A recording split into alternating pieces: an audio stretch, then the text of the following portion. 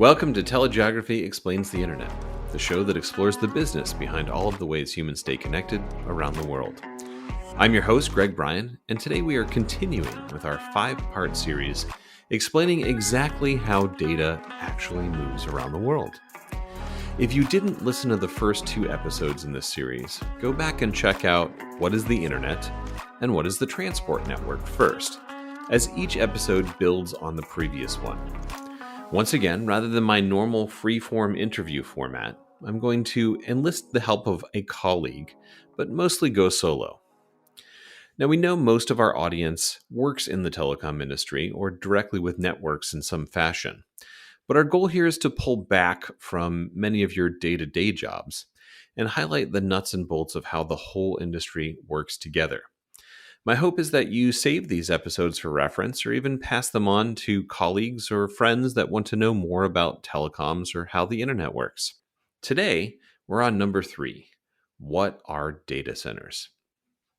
We explained in episode 2 how the internet is made of transport networks that carry data over mostly fiber optic wires distributed around the world. And in the episode before that, we talked about how the internet is really a network of networks, operated by thousands of mostly private companies. But what we haven't talked about yet is exactly how and where those networks meet and exchange traffic with each other and access their destinations, like databases, applications, and the content that we all consume on the internet. So first we'll talk about co-location. Long ago, in the before time, before there was a cloud and neutral data centers, there were co-location centers. In fact, this history goes back really to the early days of what we commonly refer to as the internet now. As the legend goes, back in 1992, several network providers in Northern Virginia got together over beers and agreed to connect their networks together to exchange traffic along the lines of how the federal government had already done so. The result of that conversation was the legendary May East, and is one of the reasons Northern Virginia is still a key internet exchange and data center hub. This concept spread rapidly and eventually spawned an entire industry of co-location sites where carriers could meet, set up a point of presence or POP, and exchange traffic with each other. One of the earliest entries to this new market was a company called Equinix, founded in 1998, which is still by a pretty large margin the most ubiquitous provider of co-location and data center space. This company helped spur the change from carrier interconnection to carrier-neutral access in the data center. Going back to May East and others, the original idea was to provide a place with power and security for networks to meet and exchange traffic. The purpose of these locations shifted, however, as cloud computing began to take off in the 2000s and especially 2010s. While we still have co-location sites, network access points or NAPs, and carrier hotels, which primarily exist to facilitate traffic exchange, with the rapid uptake of cloud services in the past decade, we often now talk about data centers.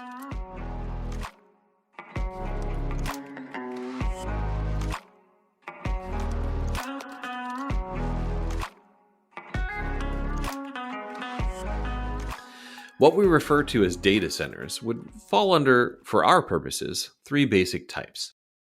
On-premises data centers. First, corporate data centers are simply where a corporation stores its servers for databases, computing, and application.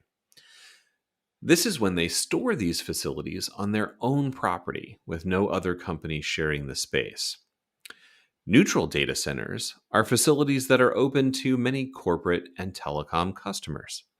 Corporations store data there, use compute resources, or connect with their cloud and network providers. Telcos exchange traffic with each other here and connect with cloud service providers.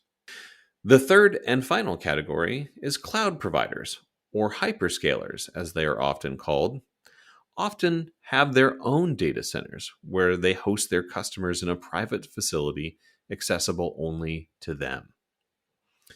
Features of data centers. While much of what we have talked about in this series is abstract, or at least likely difficult to envision for many listeners. Data centers are something that you can physically experience and have likely seen in movies, if not in real life.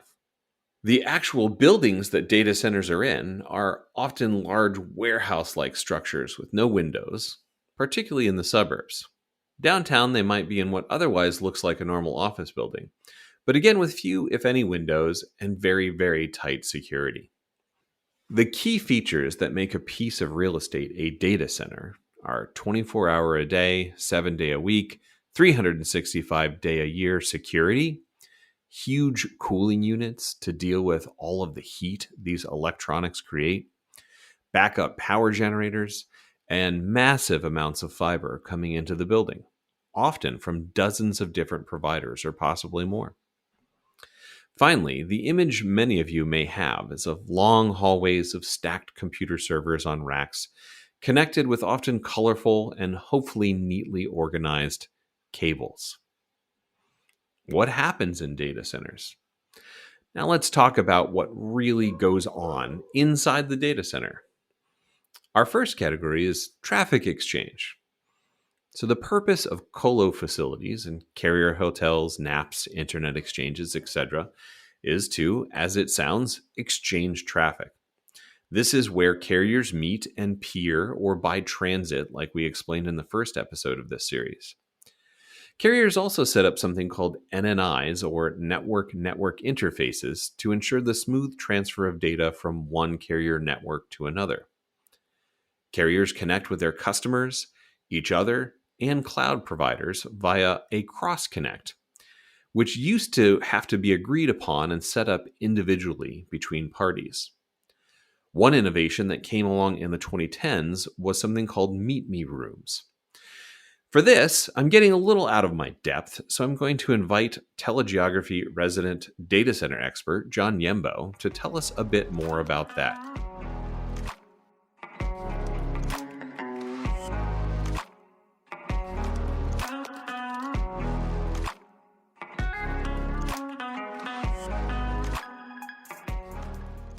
Welcome to the show, Jon. Thanks for having me, Greg. It's good to be here. All right, so Jon, I wanted to have you interject here to my monologue about data centers because I know enough to be dangerous, but you are the real expert. So the first thing that I want to touch on are the Meet Me rooms. So I've been explaining co-location and interconnection. What is a Meet Me room, and how did they come about in the industry?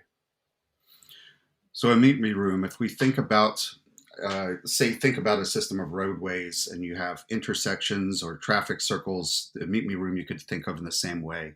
All these networks throughout the data center, and there might be multiple data halls within the data center, but all these networks are interconnecting with each other physically via cross connects. And so to reduce the snarl of thousands of cables going across multiple data halls to interconnect individual servers, you have a Meet Me area where multiple networks can port into the same room and then meet major partners within that room. So the big anchor carriers or content providers or others that they need to access or internet exchanges, you can meet them in that room. So that's the primary purpose, to kind of reduce all that traffic of cross connects going through the data halls. Both in a physical sense that you're pulling Cat 5, 6 cables around all over the place, but also in the economic sense, you're reducing friction and transaction costs, right? Yeah, absolutely. Yes. Yeah, porting into one place to access multiple partners versus having to do individual cross connects across multiple places to access multiple partners. Yes. Right. So if we envision that, the spaghetti bowl of cross connects, is that how they used to do it before Meet Me rooms? And do they still have reason to do cross connects that way sometimes now?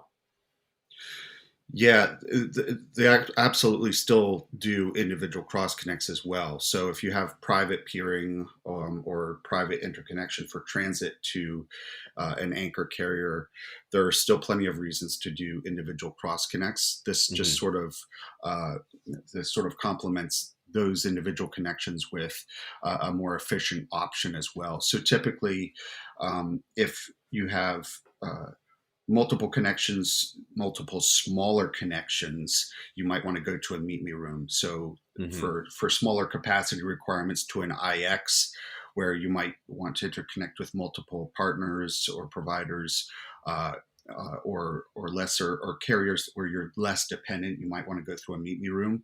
But typically, as the requirements get bigger, you offload some of that capacity or all of it and do private peering with that partner Got on it. an So individual cross connect. So like carrier ABC and ISP XYZ have so much traffic exchange with each other that there's no need to do that in the context of a meet me room.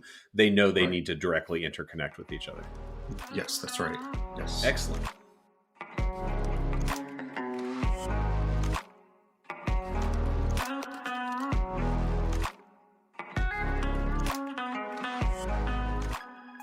Okay, thanks for that, John. I'm going to have John pop in a few more times to flesh out our knowledge about data centers from a real expert.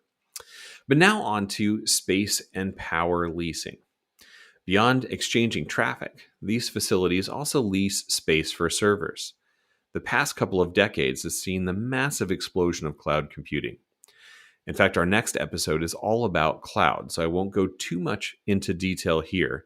But suffice it to say, when we're talking about the nebulous, pun intended, cloud, it is located in a physical location, and that is these data centers.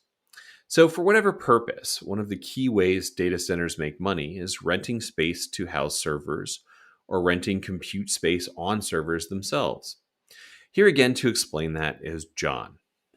All right, John, welcome back. Thanks again for joining us. First, I want to talk about how real estate companies that weren't involved in the telecom space got into the data center market. Why did that happen?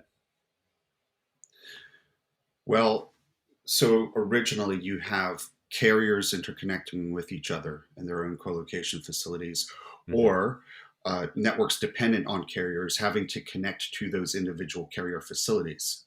So, of course, the natural inefficiency there is if you have multiple carriers that you're dependent on, you have to go to their individual facilities to interconnect with them. Right.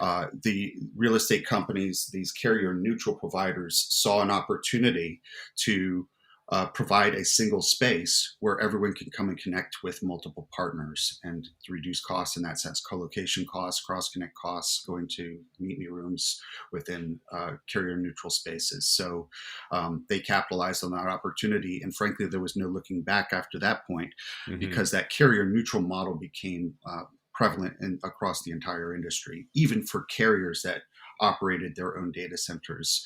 Once that carrier neutral model took root, they realized that in order to retain customers' stickiness within their own facilities, they had to allow some level of competition to enter their facility too, so that that their partners, their customers, could access multiple providers out of the same facility. Right. So to put it back in economic terms, there's economies of scale again where it makes more sense if I have to connect with a dozen other fiber providers. Just makes so much more sense to do that in one location that's sharing the power and the backup generation and the cooling, rather than me doing that at my facility and having them come to me and they having other comes to them and all that sort of thing. That's absolutely it. So then you really touched on this, but let's drill down specifically on what do we mean by a neutral facility in the DC colo space. What would be an example of a not neutral facility, and then how is that different from what a neutral facility is? A not neutral facility would be one where, say, a carrier, a major carrier, has their own data center and they're running their own private applications out of that data center, but they're also providing some level of co-location for their clients within that site. Hmm. And you can only access that carrier and your services with that carrier out of that site. That would be a not neutral And site. how common is that still out there? Do we still see that? Uh, it's still there to a limited degree, but we're not seeing that nearly as much as we used to. Hmm. Even carriers have realized that they need to adopt some level of carrier neutrality typically it won't be as large a carrier neutral environment as a pure carrier neutral data center operator would provide, where they would just allow any number of internet exchanges, cloud on ramps, multiple carriers of any kind to enter the facility. But on some level, you would have, even with carrier data centers, you would have a degree of carrier neutrality where they would have like a couple of uh, global, regional, and or local competitors in the building, so that their customers can access those as well as their own services. So let me make sure I understand and remember this correctly. So there used to be some data center brands. Savvis is one that comes to mind, that were owned by telcos, right? So Yes. that would have been a neutral facility owned by a telco, and there's some limitation there. But now when we mean neutral facility, we usually mean not owned by a backbone provider at all. Yes. Well, technically, the carrier neutral designation would go to anyone who's allowing multiple carriers I to see. enter the building. For our purposes within our data center research, we still separate out carrier facilities from carrier neutral facilities. That's for a couple of reasons. It helps us with how we estimate capacity in a given market, because carrier facilities tend to be smaller. They tend to be more prevalent across uh, multiple areas, some of which are more obscure, whereas Like carrier tier neutral three markets and that kind of thing. yes, correct. Whereas carrier neutral facilities tend to be more anchored in larger markets, tend to be larger facilities. But that carrier neutrality still tends to be practiced across the industry, even amongst carriers, telcos themselves. The interesting thing about what you had just mentioned, though, with like Savvis, for example, and back in the early 2010s, a bunch of several major carriers decided that they needed to acquire carrier neutral providers in order to provision carrier neutral services Right. themselves. And that was an example of that, where CenturyLink, now Lumen, bought the carrier neutral provider Savvis in order to deliver true carrier neutral services. Zayo got into the carrier neutral business. Verizon bought Terramark, which was a very prominent carrier neutral provider. And there were a couple of other examples as well. But what happened a couple of years down the line was that these same providers and others decided that many of them decided that the carrier neutral data center business was just not their primary wheelhouse. So they Right. turned around and offloaded these assets again and decided to focus on their core competency, network services, and allow the carrier neutral providers who were just focused on data center services to provide those services. So today we have a whole lot of carrier neutral providers out there that used to be owned by carriers. So companies like Right. Evoke and Evocative, Sirian, Sixtera, DataBank, TierPoint, all of these used to be owned by carriers. Interesting. All right. So that tees me up perfectly for my next question, too, which is that now it seems like we're going in the other direction. There are once pure play neutral providers like Equinix that have built out backbone networks and are Yeah. selling Yes. carrier like service. Can you take me through that and why they ended up building these fabric services? Yeah, and that's been an interesting development too. And Equinix is probably the one of the more prominent examples of that, but by no means the only one or the first one to do this. TierPoint and DKIX on the Internet Exchange side, and a number of other providers. Digital Realty is starting to build out this kind of fabric as well. But a lot of these companies have done this, and I guess the simplest answer is that they aren't really offering traditional network services per se, because it's certainly this provisioning is in with their own walled gardens, Right. intermeshing their own data centers. But on some level, it's augmenting the connectivity available in the data centers with dedicated private capacity to access other markets, to access other Right. providers, other partners. So the And upshot is some of that that, yeah, as long as you're between Equinix facilities, you don't have to go purchase a wavelength from some other transport provider. You can just stay within the Equinix ecosystem, as it were. Yeah, on some level, but my understanding is that a lot of this provisioning is for uh, uh, temporary type usage, Like on or demand access fabric. Yeah. on demand fabric for access to say a cloud region or in another market Right. or something like that. So we're not talking about massive levels of capacity and lots of provisioning. Right. For most of these data center operators that are doing this, they're only provisioning multiples of maybe 10 or 100 gig wavelengths.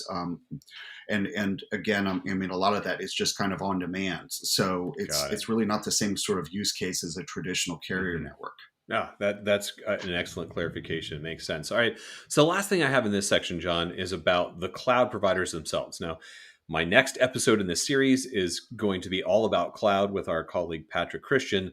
So, not to get into the cloud business models or what they do themselves, but insofar as cloud operators, sometimes known as hyperscalers, are in the data center business themselves, is that so? In other words, when we're talking about data centers, we're talking about these Equinixes of the world, neutral providers or carrier-owned providers. But then there's this other category of data centers that are unique to individual hyperscalers. There are now I wouldn't um, maybe characterize it as them being in the business of data center Ah, operation, good clarification. Yeah. in the Uh-huh. sense that they're using these data centers for their own internal storage Right. So they and don't service. sell space and power to Correct. others or anything like that. Correct. That's it. So the typically the way this would work with a cloud provider, they'll have smaller on-ramp deployments within major carrier neutral data centers in hub metropolitan markets, so that their customers can port into those sites, those on ramps, and then get dedicated connectivity back to the services at their private cloud region data centers. Hmm. And that backhaul might be provisioned by the data center operator, by carrier partners, or by the cloud provider themselves. So in that sense, they're tethering customers from the colocation sites back to their own dedicated sites, and from there they have much larger facilities, perhaps a little further outside the metropolitan market, where they can save a bit on cost, and from there they can provision those services back to the customers in the denser carrier neutral sites.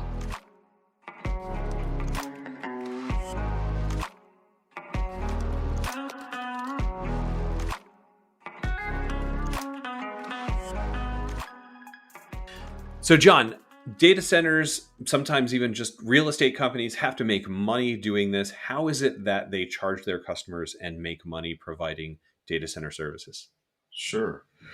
So on the simplest level, data center operators charge customers for space, for power, and for cross connects. So there might, of course, be other services as part of the package, but those are the core components. And so when we talk about leasing, charging for data center leases, we're actually talking and measuring this in terms of power. And that may seem kind of counterintuitive, because you see these data halls of racks taking up physical space, but power is really the most expensive component here, and Mm, the real estate is power within a confined space. So they will charge a price per kilowatt for a space within a rack or within a right. suite. So that's the primary measure, and that's how they primarily make their money, is charging per unit of power within the confines of the space that they're renting. And also cross connects, which we talked about a little Also bit cross before. connects. So then Yes. then the question becomes, who uses these services? We've talked about carriers exchanging traffic with each other. We've talked about the hyperscalers getting their customers. Enterprises, I imagine, are in the data center directly themselves as well. How does that all look from the data center provider perspective? Yeah. So really, any kind of network that needs storage for space, for security, and for interconnection could be a potential customer within a data center, and that's everyone from the carriers, internet exchange providers, CDNs, cloud application providers, financial networks, other types of enterprises. And I Even wanted ones to that note. aren't in the telecom business at all, but need server Oh, space and things like yeah, that. absolutely, absolutely, and especially when we're thinking about larger enterprises that, on some level, are provisioning their own WAN infrastructure too. Hmm. They need their own physical nodes to interconnect their own network assets as well. One other thing I wanted to note that's been interesting in terms of the evolution of what the data center looks like. When clouds started to become really big, the question that kind of got bandied about a bit was whether or not this would phase out colocation within the data centers and whether you'd start seeing fewer customers. And really, we haven't seen that because it may Mm-hmm. have changed the customer ecosystem to some degree as to who these customers are. But really, like if you have smaller enterprises increasingly migrating to the cloud and purchase and using cloud platforms to for their own network needs. Those cloud providers themselves become increasingly the major colocation Right. clients, Right. but you still have big enterprises too. And what we've typically found is that when it comes to larger enterprises, they're all doing a mix of public cloud, private cloud, and colocation. Hmm. So really, you still have all these types of players within the data center.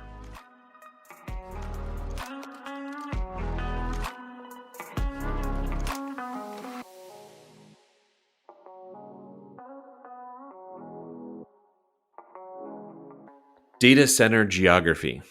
Of course, always on our mind at TeleGeography is why location matters in telecom. And this is certainly very true in the data center market. As John and I have mentioned, the data center market includes many real estate companies, not just telcos and IT companies. So, of course, they have a handle on location, but often more in the traditional sense, like being downtown in a big city or in an office park of a key suburb.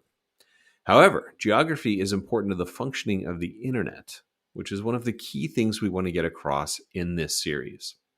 Many people, even some in the industry, think of networks as flat. Once you get to the network, you're done. You're on the network. But of course, even though bits travel at nearly the speed of light, adding distance and hops introduces both the chance for more failures, dropped packets, and traffic jams, but also increases latency and limits performance. So, once again, John is going to join me to explain the geography of the data center market. All right, John, this is the last segment with you. Thank you so much for all this information. Of course, we are telegeography, so we have to talk about one of the key things we focus on, the geography of the data center market. I just want to first start with a basic question about how many data centers, what we would classify as a data center, are there in the world? Yeah, a very good basic question, but also a little complicated. Yeah, of course. So, as we let's put it this way, we track 5,300 sites Hmm. around the world. Those are commercial data centers, and but the data center market is so widely diffused across so many markets. It's certainly a lot more than that. If you include on-premise sites, if you include private sites, if you include sites in really obscure markets. There are many more than that. But yeah, as far as commercial data centers and the key network nodes around the world, we've got 5,300 Got in it. our database. And I'm not going to complicate things in this episode at all by talking about edge whatsoever. But maybe someday we'll do a whole episode on edge together and define that. But we'll stick with this for now. Even that said, 5,300 strikes me as a very big number. Why are there so many? Well, if you think about the amount of traffic that's generated every year, that's stored all over the place. Anything that's ever been done on the internet, unless it's deleted, is stored somewhere in a data center. Right. And, we're talking about the order of hundreds of exabytes being generated every single year.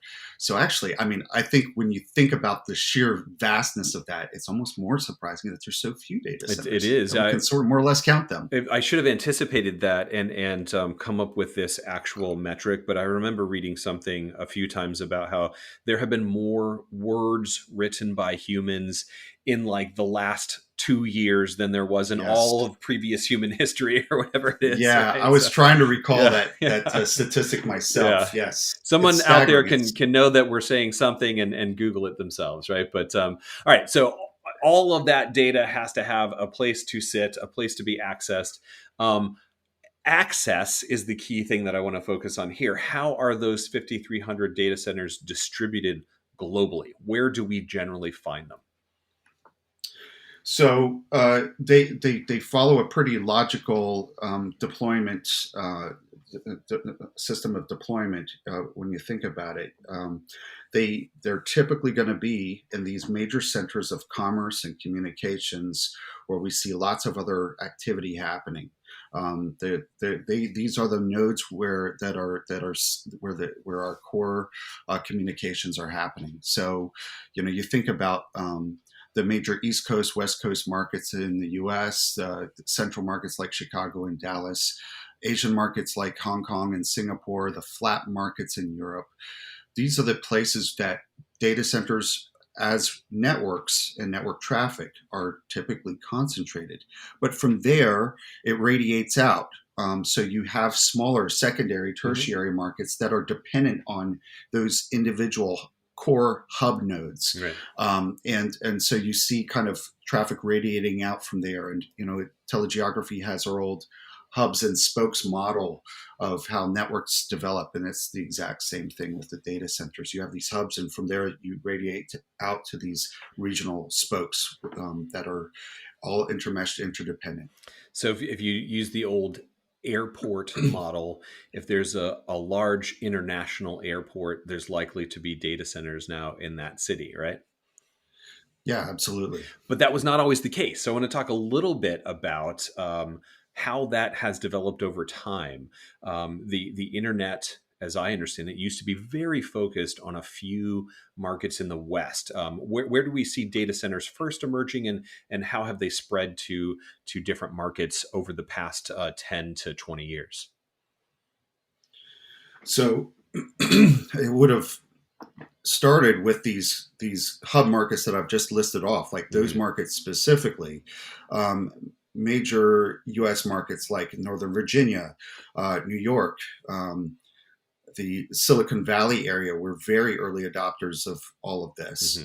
And the flat markets, Frankfurt, London, Amsterdam, Paris, and Europe, the market flourished in those places very early on. Hong Kong, Singapore, Tokyo, and really those specific places is where things kind of. So there used to be a pretty small band of like financial and commerce centers, and then data centers grew out to other markets from there.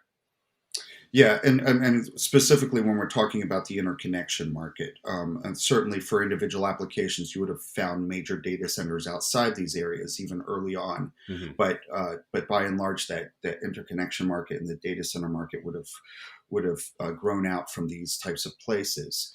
Now, as far as how it's developed over time, you see more and more secondary markets being developed, and really this has to do with getting more access to higher end applications to more users, right? Reducing latency, getting network applications deployed closer to all end users, but also increasing resilience within the network so that you're not overly dependent just on one network node or one city, but distributing your assets to multiple locations to reduce vulnerability. So in my last episode, we talked about the transport market, submarine cables.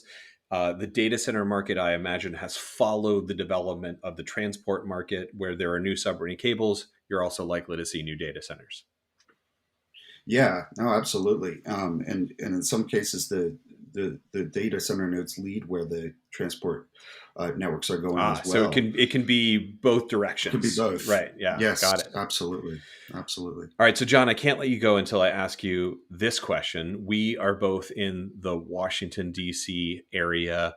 We frequently see this quote in various local news sources that 70% of the internet passes through Ashburn every day, which is ludicrous. Right? Yes, We recently saw yes, one. That Ashburn contains the majority of the world's data centers, which is far more ludicrous than the previous statistic. yes. But I still want to ask: Data Center Uh Alley huh. in Northern Virginia, is it still the largest concentration of data centers in the world? Even if it's not a majority of traffic or data centers, is it the largest single concentration? Believe it or not, yes. Okay, good. Northern Virginia is the largest data center market in the world. It's absolutely massive, and by our latest estimates, it's probably about 30% bigger than the next largest market, which That would be is Tokyo. significant. Yeah. It's So these significant. So quotes it's aren't very big. totally off base conceptually, just in terms of Conceptually, numbers. Yeah. no. Yes, exactly. In terms of that overall concentration, that is, like you said, absurdly exaggerated in terms of the amount of dependence that the world has on these markets. But it really, there are a lot of incredibly important major data center and network nodes around the world. Northern Virginia is just one of them, but yes, it is the biggest. Excellent. All right. Well, thank you so much for that. That was super useful. And I should say, if folks want to know more about our data center research, you blog for us at blog.telegeography.com and can always find out more there. All right, thanks very much for having me. Cool. Cheers.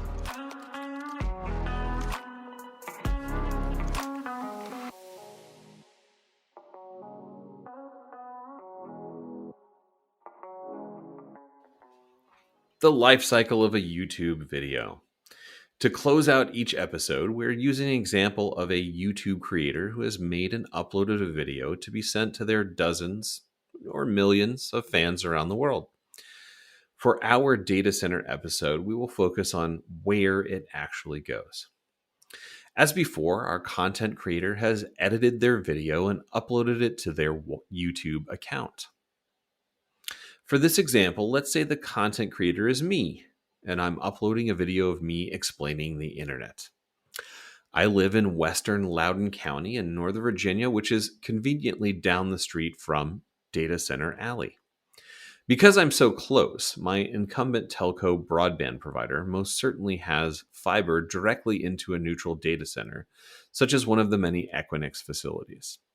If I lived farther away or had an alternative provider, perhaps my video would first go to a neutral data center to get passed onto a backbone provider's network before finding Google. However, my broadband provider likely has a cross connect or is in a meet me room where they can pass my traffic directly to Google, who manages my YouTube account. Then it is likely that Google is going to store my video in their own data center, which is probably right down the street from where that traffic got exchanged. So now my video is sitting on a server full of other YouTube videos in a rack somewhere down in a long hallway inside one of Google/Alphabet's 2 Loudoun data centers.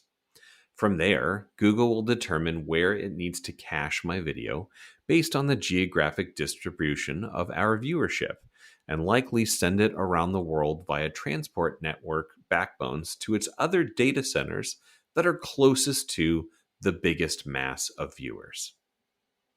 Well, that wraps up our data center episode.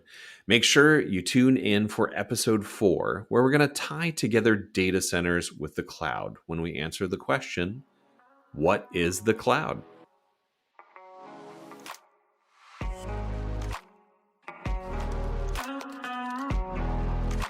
Thanks for listening. TeleGeography Explains the Internet comes from the experts here at TeleGeography. It's edited and produced by Jane Miller, and it's hosted by me, Greg Bryan. To learn more about our data, jump over to telegeography.com, and we'll see you on the internet.